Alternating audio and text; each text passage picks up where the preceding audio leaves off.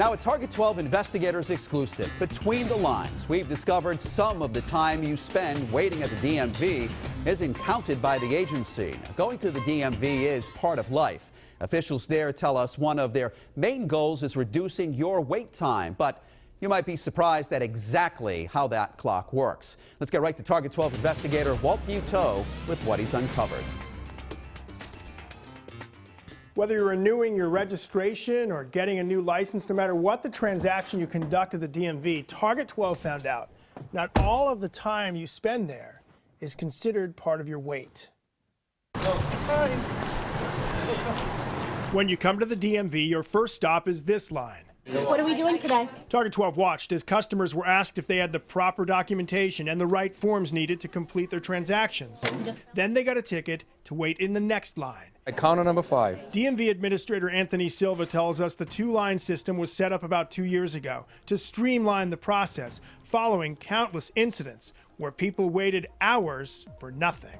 They'd spend a whole day to find out they had to come back the next day to spend another full day because they were missing a document. And right behind that gentleman. On a bad day, what does the first line add to that average wait time? On a worst day of the year, and that's a handful of days, it could add anywhere from 15 to 20 minutes. But no matter how long the first line is, when the DMV calculates our average wait times, that first stretch of time is not included.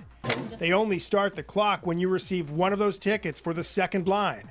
Count 27, please. Have a great day. We talked with a handful of customers and found out they didn't know that. I think that's wrong. I think they should put it all together. And then they hand you another ticket, and it's like, you got to go to another line? No, it's not right. So it's a little bit deceptive. You don't think it's deceptive to say the average is this when it doesn't include the second line? Well, it would be deceptive if we didn't let people know. There are signs in this building that tell you there's an additional wait.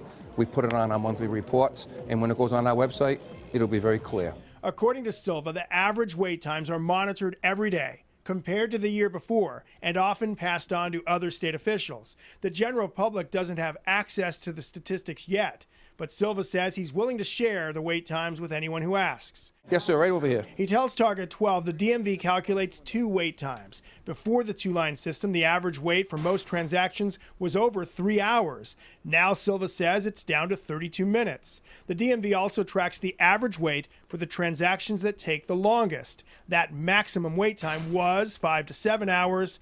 Now Silva says it's 2.5 hours. And he tells us the DMV's long-term goal is to add the time you wait in the first line into the DMV's overall average wait. And I think we will do it at some point in time. We're just not ready yet. We're not ready with the software. The system isn't capable of doing that, and we're refining every day. We also asked about a statement made about a year ago that all DMV wait times would be available online. Silva tells us the state does not have the technology to do that yet. With the Target 12 investigators, Walt Buteau, Eyewitness News. This investigation continues online. Use our interactive slideshow to see how you can cut down your wait time at the DMV and avoid a trip entirely. You can also see the average wait times over the last year. It's all on WPRI.com.